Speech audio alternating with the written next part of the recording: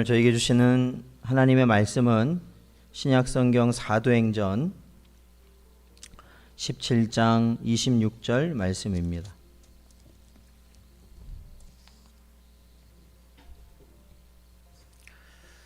신약성경 사도행전 17장 26절 말씀입니다.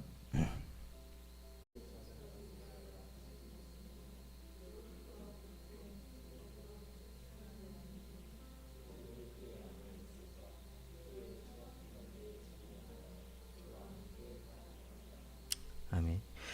저희들이 보게 될 16문은 바로 이 아담과 하와가 하나님의 생명의 언약, 즉 행위 언약을 어김으로 인하여서 결국 죄를 범하게 되었고, 그 죄가 아담과 하와뿐만 아니라 그 후손에게도 동일하게 적용된다라는 것을 저희들이 살펴보는 요리 문답입니다. 그래서 요리 문답 답을 다시 한번 보면, 아담으로 더불어 언약을 세운 것은 저만 위하여 하신 것이 아니요, 즉 아담 자신뿐만 아니라 그 후 자손까지 위하여 하신 것이다. 그러니까 이 아담은 이 대표성을 가지고 있는 겁니다. 결국에는 아담과 언약을 하셨다는 건 아담 이후에 태어날 모든 사람과도 동일하게 적용되는 그러한 대표성을 가진 존재가 아담이었습니다. 그래서 아담과 하와에게 보통 생육법, 즉 보통 남자와 여자가 이러한 생육하는 방식으로 태어난 모든 자들은 그 첫 범죄를 다 참여하게 되는 것이다. 그러니까 아담이 했던 그것을 그대로 똑같이 참여하는 자가 된다라는 것이죠. 결국에는 이것을 통해 우리는 이 원죄라는, 이 성경에서 말하는 원죄라는 교리를 저희들이 보게 되어집니다. 우리가 사람이 죄인이다, 즉 이 죄인이라는 것도 조금 더 자세히 봐야 되는 건, 이 죄인이라는 것을 우리가 나중에 어떠한 살면서 짓는 죄 때문에 죄인이라고 여기는 사람도 꽤나 있기 때문에 태어나면서부터 죄를 가진, 즉 원죄라는 걸 가지고 태어나는 것이 사람이다라는 것을 깨닫는 것은 굉장히 중요합니다.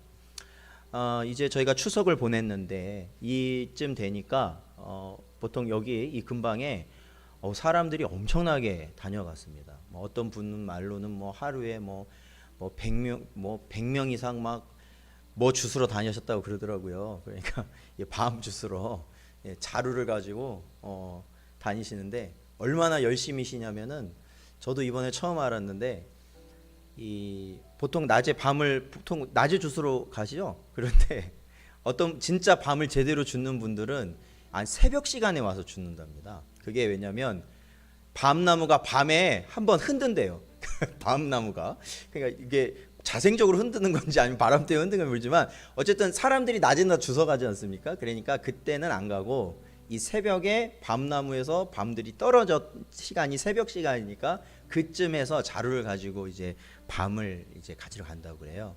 그러니까 저도 이제 밤을 예전에 저희 집 근처에 밭에 큰 밤나무가 있어서 밤을 이렇게 주워 보면, 여러분 밤이요 어디에 쌓여 있어요? 보통 이 밤송이에 쌓여 있지 않습니까? 그러면 이게 지금처럼 아예 활짝 벌어지지 않는 이상은 밤송이를 좀 까야죠. 밟아서 까든 집게로 까든 아주 튼튼한 장갑을 끼고 까든 까야 되지 않습니까? 그거와 마찬가지예요. 그러니까 이 오늘 설교를 준비하다 보니까 그거와 마찬가지예요. 어떤 거냐면, 밤은 가시가 많은 밤송이에 들어있다는 것을 우리가 알고 간다면 그것을 주스러 맨손으로 가진 않는다라는 겁니다. 많이 주스러 가려면 다 장비를 채워야 돼요. 장갑도 착용해야죠. 집게도 가지고 가야죠. 또 신발도 슬리퍼 신고 가겠습니까? 거기를 장화를 신던 아주 좀 두꺼운, 굽이 두꺼운 운동화를 신던 하겠죠. 밤을 까야 되니까. 그래서 대비를 하고 밤을 주스러 가야 밤을 많이 따올 수 있는 거잖아요. 사람도 마찬가지예요. 사람도 우리가 사람을 대할 때 사람이 보이지 않는 가시라는 게 있잖아요. 그렇죠. 사람에게도 보이지 않는 가시라는 게 있어요. 그래서 사람하고 가까워지면 가까울수록 뭐가 많아져요? 이 상처가 많아지는 바로 그겁니다. 그러니까 이게 관계가 가까우면 가까울수록 상처가 심해지는 게 그 보이지 않는 가시에 서로가 서로에게 상처를 주는 것이죠. 그래서 이놈의 가시를 우리가 어떻게 해야 되는가? 그래서 어떤 사람은 그 가시를 뽑아내려고도 하고 아예 그 가시 때문에 인간관계를 포기하기도 하지만 성경에서 말하는 것은 그겁니다. 그 가시라는 것에 나타나는 이유는 사람이 원죄를 가지고 있기 때문이다라는 거죠. 원죄, 죄인이기 때문에 그렇다라는 겁니다. 그래서 이러한 사람에 대한 이해가 오늘날 우리가 살아가는 성도에게는 굉장히 중요한 진리입니다. 우리가 예수 그리스도를 통하여서 구원을 받는다는 것, 그건 역시 진리이지만 사람이 죄인이라는 건 역시도 바로 진리입니다. 그래서 우리는 죄의식이라는 것을 나쁘게만 생각하면 안 됩니다. 죄의식이라는 것을 나쁘게만 생각하면 안 되고 우리가 지금보다 더 하나님의 말씀을 많이 알아가게 되면 우리가 지금까지 죄인지 모르고 해왔던 생각과 말과 행동이 죄라는 것을 깨닫게 되는 것이기 때문에 그러한 죄의 민감함을 가지면 가질수록 이 땅에서 성도의 삶을 우리는 하나님이 원하시는 삶으로 살아가는 것이 가능하게 되는 것이죠. 그래서 무엇이 죄인지 무엇이 죄가 아닌지를 우리는 확실하게 삶 속에서 찾아내야 되고 그 기준은 뭐가 돼야 되느냐? 그것은 우리의 일반적 지식이나 아니면 우리가 가진 지혜나 혹은 내 감정이나 그렇죠. 보면은 이 지식이나 지혜보다도 우리에게 기준이 되는 게 우리의 감정이 되는 것이 많아요. 사실은요. 그러니까 객관적 사실보다 우리 감정이 굉장히 우리의 삶의 기준이 되는 겁니다. 그러니까 우리가 어떤 것을 좋게 여기고 싫게 여기는 것, 그러니까 선호하고 선호하지 않는 이유는 그거에 대한 객관적인 어떠한 그 사실을 바탕으로 전혀 이루어지지가 않아요. 보면 거의 대부분은 뭐냐면 그때 그 순간에 자신이 갖는 감정. 그러니까 뭐 직업을 선택할 때도 그렇고 학교를 선택할 때도 그렇고 심지어는 사람을 선택할 때도 그렇고 다 그래요. 다. 그러니까 뭐 집을 뭐든지 다 그래요. 객관적인 것을 가지고 판단하는 거는 진짜 거의 드물고요. 거의 드물고 결국에는 내 감정이죠. 그게 우리 삶의 기준이 되는 게 인간이거든요.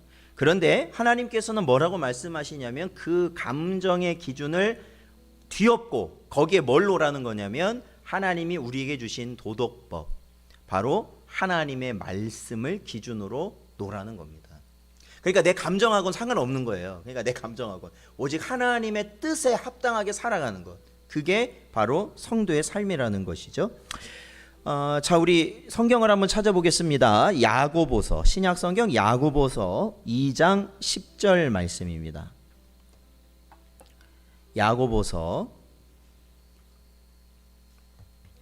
2장 10절 말씀. 자, 같이 읽겠습니다. 시작. 누구든지 온 율법을 지키다가 그 하나를 범하면 모두 범한 자가 되나니. 아멘. 그렇습니다. 그러니까 결국에는요, 우리가 아무리 거룩한 것 같고 아무리 우리가 하나님의 말씀을 다 지키면서 산 것 같지만 결국에는 한 가지만 잘못해도 똑같은 겁니다. 이게 죄인이 되는 거예요. 한 가지만 잘못해도. 그러니까 우리가 이 말은 뭐냐면 결국엔 하나님의 법을 우리는 지킬 수가 없다라는 것이죠. 왜요? 우리는 본성적으로 뭘 가지고 태어났기 때문에 이 원죄라는 것을 가지고 태어났기 때문에 그렇습니다.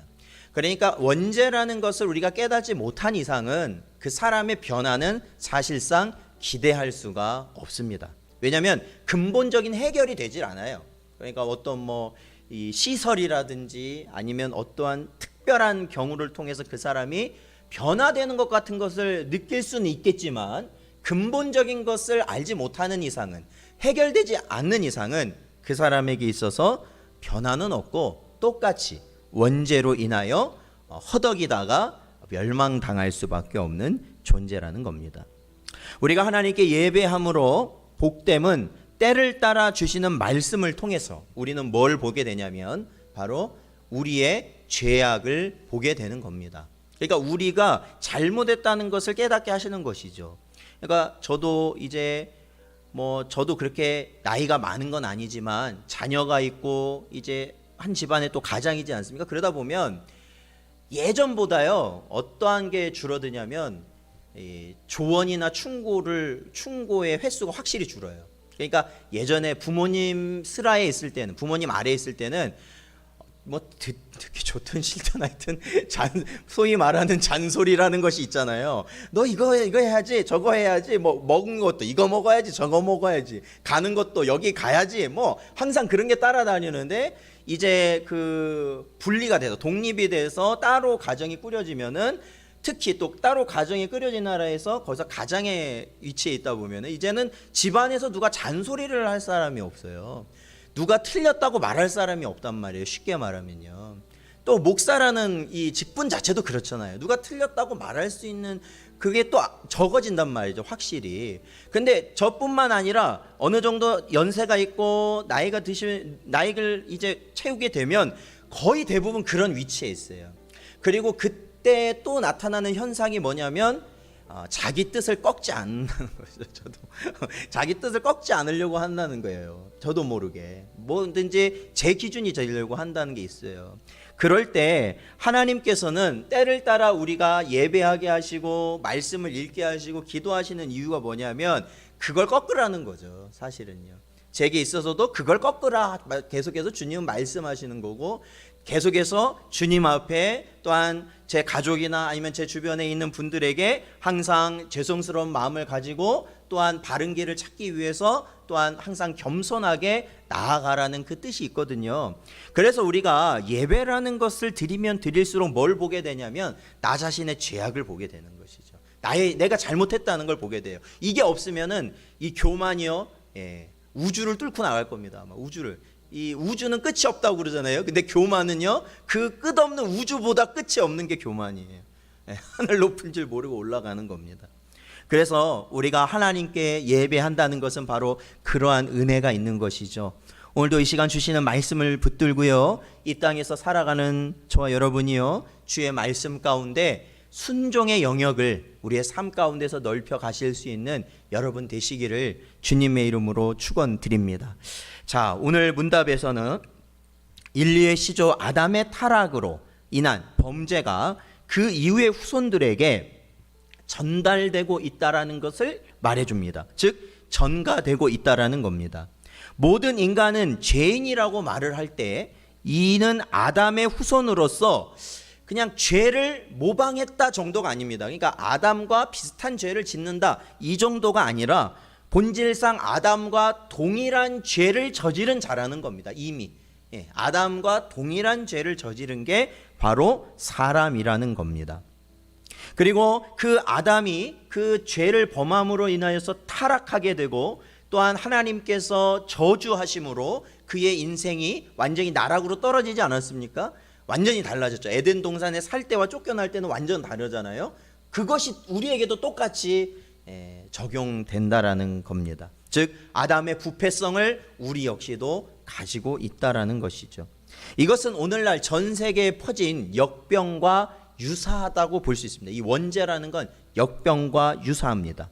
누구든지 이 병에 걸리면, 이 병에 걸리가 하면, 그러니까 이 사람이 서로 안면이 있든 없든 중요한 거는 이 병에 걸리면 그 증상을 같은 유사한 증상을 보일 뿐만 아니라 어떻게 돼요? 그걸로 인한 고통이 수반되는 것이죠. 이 역병으로 인한 고통이 동일하게 똑같이 나타나게 된다라는 겁니다. 그러므로 오늘 본문에서 보듯이 모든 인류가 어떻다고요?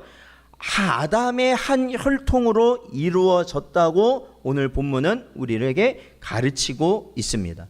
그래서 마치 복중에 잉태한 어미가 병에 걸려 있으면, 그러니까 어머니가 병 걸린 상태에서 어떠한 아이를 잉태했을 경우에 그 아이에게도 그 어머니의 질병이 그대로 전달되어져서 태어나는 것과 유사한 것이다라는 겁니다. 자, 우리 시편을 한번 볼까요? 구약성경 시편 51편. 구약성경 시편 51편 5절 말씀입니다. 구약성경 시편 51편 5절 말씀. 자, 같이 읽겠습니다. 시작. 내가 죄악 중에서 출생하였으며 어머니가 죄 중에서 나를 잉태하였나이다. 아멘. 그렇습니다. 이러한 성경의 가르침을 우리가 믿는다면 우리는 인간을 바로 이해할 수 있습니다. 그 사람이 어떠한 직분을 가졌든지, 어떠한 직업을 가졌든지, 어떠한 학력을 가졌든지, 어떠한 능력을 가졌든지, 어떠한 성격을 가졌든지, 그거는 중요한 게 아닙니다. 그 사람이 어떠한 위치에 있든지 그게 중요한 게 아니라 사람은 죄인이라는 겁니다. 그 스스로는 절대로 참된 선을 이룰 수 없다라는 겁니다. 절대로예요. 그거는 절대로 없습니다. 아무리 순수한 것이 있다 해도 사람의 손이 닿기만 하면 어떻게 됩니까? 오염이 되고 변질이 되는 이유입니다. 그러니까 그 명절 때 되면 그런 거 있잖아요. 이제 지금은 이제 그런 풍경이 많이 없는데 이제 그 집안의 형제분들 또 거기에 속한 식구들이 다 모여서 이제 그 전날이나 전전날 이렇게 모이면 뭐 하느라 바빠요? 애들은 이제 애들끼리 노느라 바쁘고 어른들은 음식 만드느라 바쁘잖아요. 그 여자분들은 항상 막 음식을 그냥 하루 종일 만드시잖아요. 그러면 이제 그 만들어 놓은 걸 뭐 예전에 뭐 큰 냉장고도 없고 하니까 채반이라고 그러나 이렇게 채반에 그거를 이제 예전에 신문지 같은 데다가 해가지고 다 이제 차곡차곡 종류별로 해서 그거를 이제 뭐 이게 밖에 이제 잘 덮어가지고 쉬지 않게 이렇게 해놓으면 무슨 일이 있냐면 이제 아이들은 낮에 하루 종일 놀았잖아요. 이제 배가 고파요. 근데 이제 그거를 명절날 먹어야 되는데 이제 그 새벽에 뭐 밤에 이제 거기서 이제 몰래 이렇게 먹고 막 그러잖아요. 그러다 보면 무슨 일이 생기냐면 뭐 때문에 혼나냐면은 이제 이게 사람이 음식을 그냥 깨끗하게 놓으면은 변질이 잘 안 되는데 아이들이 자꾸 손을 만지거나 그러면서 이것저것 만지고 막 침이 묻고 그러면 어떻게 됩니까? 이게 이제 변질이 되기가 쉽잖아요. 그렇잖아요. 그러니까 이게 신기한 게 음식을 새 거를 뜯으면 상관인데 거기에 사람의 침이 조금이라도 닿기 시작하면 그게 어떻게 돼요? 얼마 안 가서 변질이 되고 마는 것이죠. 이게 사람이에요. 이게 사람의 정체가 이거예요. 아무리 깨끗하게 씻고 위생관리를 철저히 한다고 해도 우리는 세상에 가장 깨끗한 것을 우리는 어떻게 만들 수 있는 능력을 가지고 있냐면 더럽게 만들 수 있는 능력을 가진 게 바로 사람이라는 겁니다. 그게 바로 원죄를 지닌 사람이죠. 자, 원죄는요 죄의 법이에요. 죄의 법으로서 힘을 가지고 있습니다. 이 로마서 7장 23절에 보면 내 지체 속에서 한 다른 법이 내 마음의 법과 싸워 내 지체 속에 있는 죄의 법으로 나를 사로잡는 것을 보는도다. 이 사도 바울은 이렇게 고백했거든요. 즉 원죄, 이 죄의 법으로 사람을 어떻게 하냐면 죄를 짓도록 이끌림 받도록 한다라는 것이죠. 그러니까 이 원죄라는 게 들어가 있으면 이 원죄가 뭘 가지고 있냐? 힘을 가지고 있다라는 거예요. 원죄라는 게. 그래서 우리가 죄를 더 짓도록 이끌고 가는 그러한 영향을 끼치게 된다라는 겁니다. 그래서 원죄의 바탕은 사람이 죄를 사랑하게 만들고 그 죄의 영향력이 그렇다는 게 원죄예요. 죄를 사랑하게 만들고 또 사람이 거룩하고 의로운 것은 싫어하도록 하는 것이 원죄의 영향력이다. 그러니까 원죄가 그러한 죄의 영향력을 가지고 있습니다. 자, 우리 구약 성경을 한번 보죠. 이사야서 59장. 구약 성경 이사야서 59장 7절 말씀입니다. 구약 성경 이사야서 59장 7절 말씀 같이 읽겠습니다. 시작. 그 발은 행악하기에 빠르고 무죄한 피를 흘리기에 신속하며 그 생각은 악한 생각이라 황폐와 파멸이 그 길에 있으며 아멘. 그렇습니다. 사람은 어떻다고요? 악한 자는 행악한 것이 빠르다라는 거예요. 빠르다. 무죄한 피를 흘리는 것이 신속하다라는 거예요. 그 생각은 악하다라는 겁니다. 그러니까 이게 이 죄라는 것은 짓는 것이 너무나도 쉽고요. 그리고 우리 생각이요, 그 어떠한 상황을 맞닥뜨렸을 때 죄된 생각을 하는 것은 너무나도 빨라요. 이게 자동이에요, 자동. 그러니까 우리가 죄를 짓는 건 완전 자동이에요, 자동. 그것도 순식간에 일어난다라는 것이죠. 그 죄된 생각들, 우리 안에 음란이나 탐욕이나 시기나 질투나 미움 같은 것이 준비하고 나타나질 않아요. 누군가를 미워할 때 준비하고 미워하시는 분 있어요? 준비하고 미워하는 분 없어요. 소리 지를 때 준비하고 소리 지르는 분 없잖아요. 아, 이때는 내가 한번 소리 한번 질러줘야겠다 하고 소리 지르는 분이 어디 있어요. 그때 상황에 갑작스럽게 나도 모르게 뭔가 튀어나와 버리는 것이죠.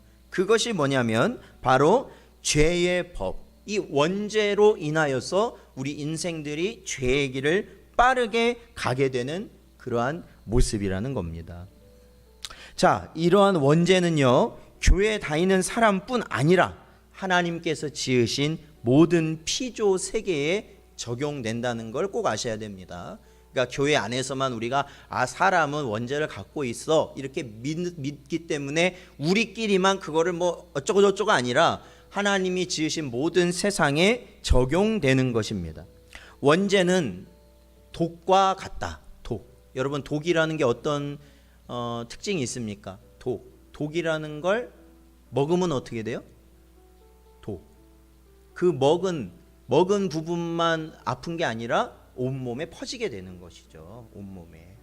예, 저도 시골에 살다 보면은 간혹 이게 이렇게 풀밭이 많지 않습니까? 제가 이제 풀을 자꾸 치는 이유가 있는데, 풀이 무성하면 그 사이로 뱀이 많이 다닙니다. 뱀. 그러면 사람이 그냥 지나가면 보통은 뱀이 다 도망가요. 그러니까 뱀을 잘 못 만나는데, 뱀이 피할 수 없는 상황이 오면 문다는 거예요. 그러니까 사람이 너무 조용히 이제 풀밭에 있다거나 아니면 뱀이 그것을 인지하지 못한 상황에서 사람의 발이 갑자기 그 근처로 이제 떨어질 때는 뱀이 피하지 않고 위협을 받아서 물어버리는데, 뱀이 물면 어떻게 됩니까? 독이 몸속에 들어와요. 들어오면 어떻게 돼요? 그 부분만 아픈 게 아니라요, 그 다리면, 보통 다리잖아요. 다리에 물리면 그 독이 처음에는 다리서부터 시작해서 점점 타고 올라오는 거죠. 그러니까 온몸에 퍼져요. 그래서 이제 예전 같은 경우에는 뭐 그거를 뭐 수건으로 묶든지 뭐 헝겊으로 묶어서 뭐 이렇게 해서 뭐 독을 빼내기 뭐 처치도 하고 뭐 그런 이유가 바로 거기에 있는 것이죠. 바로 이 원죄라는 게 독과 같다라는 것이에요. 그래서 사람의 모든 영역, 특히 그 영적인 부분까지도 다 영향을 미치는 것이 원죄라는 겁니다. 그래서 원죄는 사람의 지성을 부패시키고 무지하게 하여서 결국에는 무엇이 옳은 것이고 무엇이 그른 것인지 판단할 수 없도록 만들어 버렸다라는 것이죠. 인생에게요.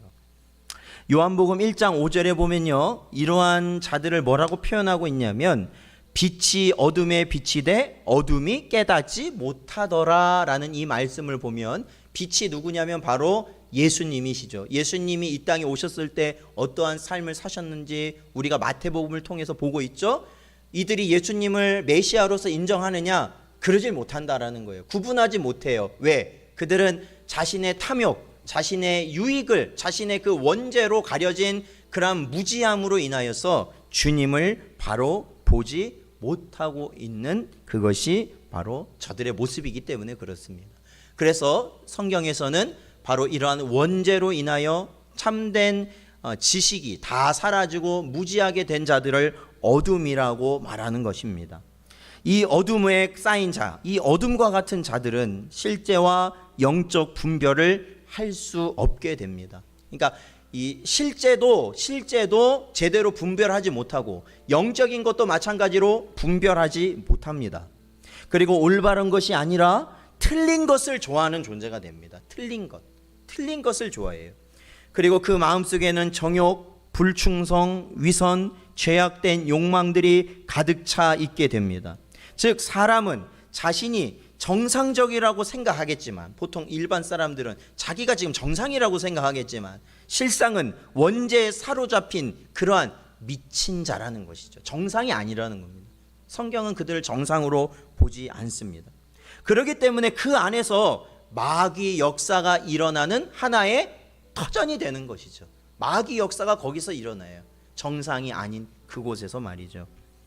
자, 원죄라는 것은요, 마치 검은 피부를 가진 사람이 그것을 없앨 수 없는 것처럼, 그렇잖아요. 예전에 뭐 유명한 흑인 가수가 뭐 박피 수술을 하면서 자신이 그 흑인에서 백인이 되려고 했지만 결국에는 어떻게 해요?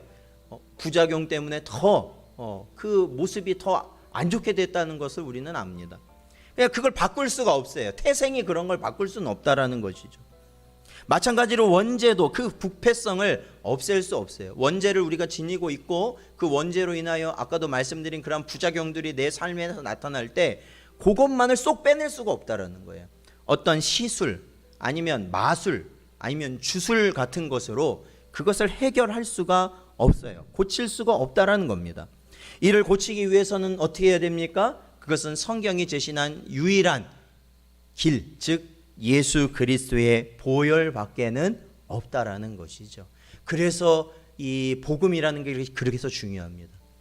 나 자신에게 복음이 중요한 거예요. 우리 가정에 복음이 중요한 거예요. 이 나라와 전 세계에도 복음이 중요한 거예요. 왜? 모두가 죄로 연결돼 있잖아요. 그것을 해결할 길이 뭐냐?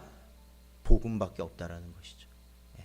그래서 우리가 그냥 단순하게 생각하면은, 우리가 이 의미를 깨닫지 못하면은 이 나라에 왜 복음이 전해져야 되는지, 이 가정에 왜 복음이 전해야 되는지 잘 그것이 뭘까요? 괴리감이 있어요. 괴리. 그냥 저 사람 믿으면 그냥 저 사람 믿음대로 살면 되지, 아니면 저 사람 하고 싶은 대로 하면 되지라고 생각할 수 있잖아요. 그런데 중요한 건 뭐예요? 다 죄인이라는 것을 우리가 안다면 저들에게도 반드시 주의 보혈이 필요하다는 이야기가 성립되는 것이죠.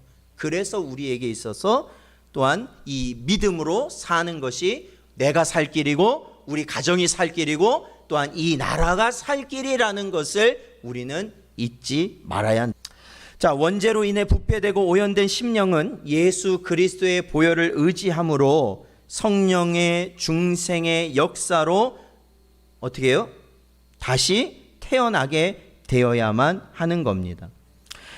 그러나 중생했음에도 불구하고, 그렇죠, 이거는 이제 그 이유입니다. 중생했음에도 불구하고 여전히 원죄의 부패성이 신자에게는 남아 있다는 것도 사실입니다. 그러므로 신자임에도 불구하고 아직까지도 불신앙 가운데 있는 사람도 있을 수 있습니다. 아직 신자임에도 불구하고 미지근한 신앙으로 살아가는 사람도 있을 수 있습니다. 신자임에도 불구하고 교만의 자리에 있는 사람도 있을 수 있다라는 것이죠. 그래서 신앙의 연륜과 믿음이 있는 분들은 이러한 것을 차등적으로 또한 구분하면서 사람들을 대할 또한 그러한 능력도 있어야 되는 겁니다. 그런 이해가 필요해요. 자, 이는 우리가 은혜로 숨쉬지만 여전히 우리 마음에 원죄로 인해 감염되어 있는 증상들이 분명히 남아 있기 때문에 그렇습니다. 그래서 원죄는 우리 안에 죄를 짓고자 하는 열망을 가지게 하고 죄악으로 달려가게 하려고 한다라는 것이죠. 아직까지요. 네, 아직까지. 자, 우리 신약 성경 한번 보겠습니다. 우리 로마서 7장 24절 말씀입니다.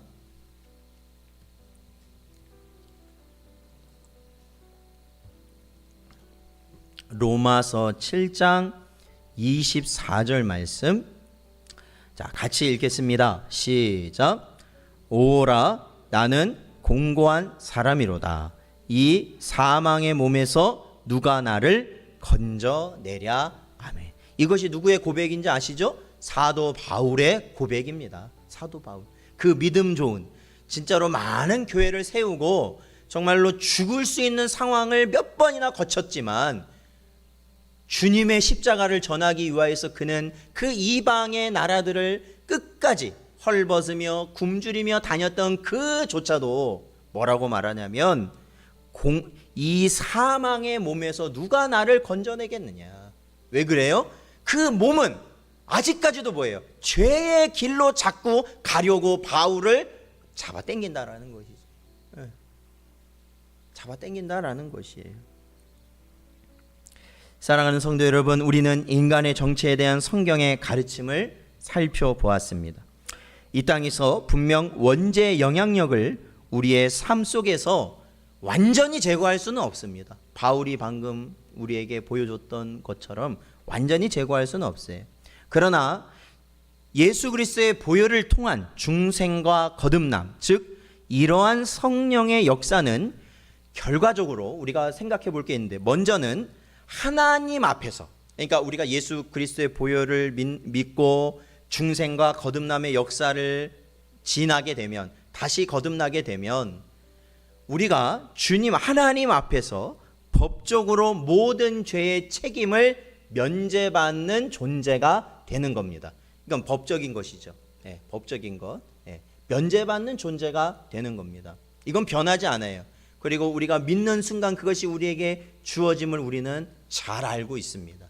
그래서 지금 이 순간이라도 우리가 우리의 목숨이 끝난다 할지라도 우리는 하나님과 함께 있을 것이라는 소망을 우리는 가지고 살아가는 이유가 되죠.